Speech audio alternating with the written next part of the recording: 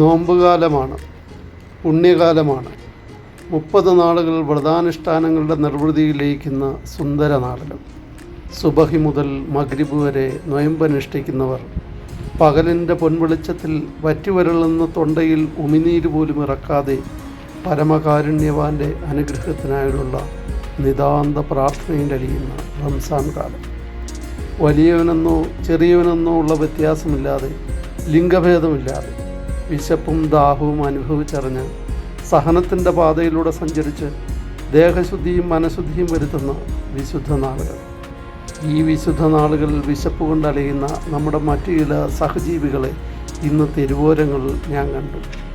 മിണ്ടാപ്രാണികളാണെങ്കിലും വിശപ്പും ദാഹവും സഹിക്കാനാവാതെ ഒരു നീണ്ട പകൽ മുഴുവൻ പൊട്ടിയ വയറും വരളുന്ന തൊണ്ടയുമായി അവറ്റകളും മരുഭൂമിയിലെ ചെറിയ മരിപ്പച്ചകളിൽ പൂച്ചകളും നാളുകൾ തള്ളി നീക്കുന്നു. ഒരു തരത്തിൽ പറഞ്ഞാൽ അവറ്റകളും പകലന്തിയോളം സഹനത്തിൻ്റെ പാതയിലാണ്. നോമ്പ് തുറന്നു കഴിയുമ്പോഴാണ് അവർക്കുള്ള ഭക്ഷണം കിട്ടുന്നത്.